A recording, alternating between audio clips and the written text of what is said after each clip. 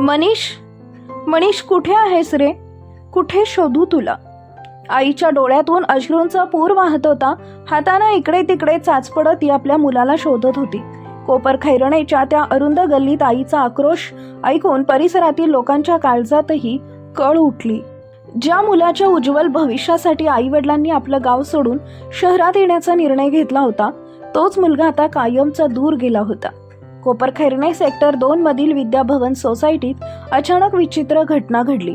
त्यावेळी मनीष खाजगी शिकवणीसाठी त्या क्लासमध्ये गेला होता.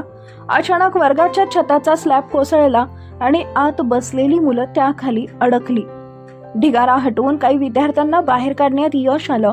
जखमी मुलांना तातडीनं रुग्णालयात दाखल करण्यात आले. मात्र मनीष कुठेच दिसत नव्हता. तो ढिगाऱ्याच्या अगदी तळाशी अडकून पडला होता. त्यावेळी मनीष आणि इतर काही विद्यार्थी शांतपणे अभ्यास करत बसले होते. अचानक वरचा स्लॅब कोसळला आणि क्षणात धुरळा उडाला. ओरडण्याचे आवाज घुमू लागले. घटनेची माहिती मिळताच आसपासच्या लोकांनी मदतीसाठी धाव घेतली आणि ढिगारा काढण्यास सुरुवात केली. काही विद्यार्थ्यांना सुरक्षित बाहेर काढण्यात आलं. मात्र मनीष कॉन्क्रीटच्या जड तुकड्याखाली दबला गेला होता.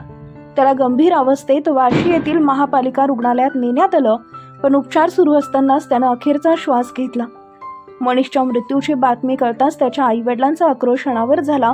असं कसं सोडून गेलंस रे, असं म्हणत आई धाय मोकलून रडत होती.